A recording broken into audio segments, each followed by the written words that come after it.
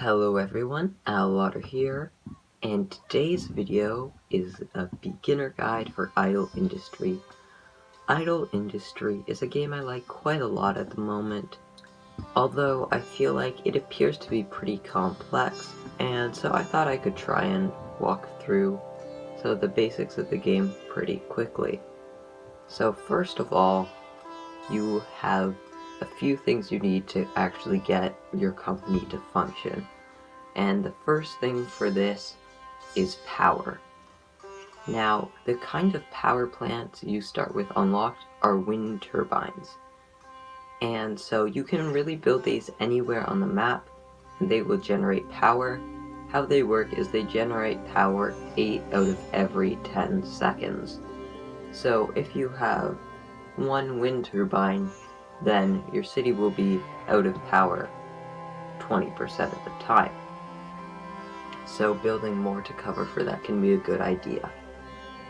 Then the second thing you need to function is transportation. And to transport materials, you can use a few different things. First of all is natural gas, which you get that by just harvesting it from the ground. Many maps do not have natural gas, and so then there is petrol, and how petrol is manufactured is a bit more complicated. So first you're going to need an oil well, and then you're also going to need an oil refinery. And so it's a two-step process, which is a little more complicated. And then the final way is with batteries, although there's no reason to really ever use batteries because they're incredibly inefficient for transport and have a lot better uses. And from there, what you're going to want to do is learn about the different types of production. And before this, I just want to go over some important buildings. And the first one here is going to be the port or harbor or whatever it's called. And this is what allows you to sell things. So there's two ways to sell things. So the first one is to turn on auto sell for a resource, and then a certain amount of that resource will be sold every second. And that is sold to the bank for whatever price is shown next to the resource. Now, you can also trade with other players, where the money you get is determined by the other player in the trade. You can either make offers or accept other offers from other players, although I would recommend just sticking to auto sell while you learn the ropes of the game, as it's a little simpler. And then we have the control center, which basically just tells you about how transportation is going, and this is also what allows you to pick what kind of fuel you want to transport, which is what we talked about before: natural gas, petrol, and batteries. Then there's the wholesale center, and what the wholesale center does is over time orders for things come in, and then if you have the resources to fill the order, you can send those resources to the wholesale center and you'll get some money in return. Then we have the research lab, which is one of the most important buildings, and what it does is it allows you to unlock new building types. And this is what you need to progress at all in the game, so keep an eye on that. Then there is the globe with the plane going over it, and what you can do here is you can start a new city, which if you have done well enough on your current city will give you some Swiss money, which is kind of the premium currency for this game. And then you can also spend your Swiss money in this location for a number of different permanent upgrades.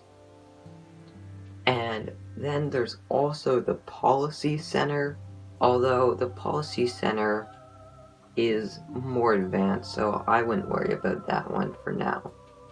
And so now on to the rest of production. how production works is there are base resources in the ground, such as gas, iron, and silicon. And so you can build harvesters to extract these. And so there's an unlimited supply of these in the ground. So basically how it works is you can just constantly keep getting them. And so you just get more and more as long as it goes on. And then the next type is more complicated. And these are buildings which turn a certain number of resources into other more valuable resources.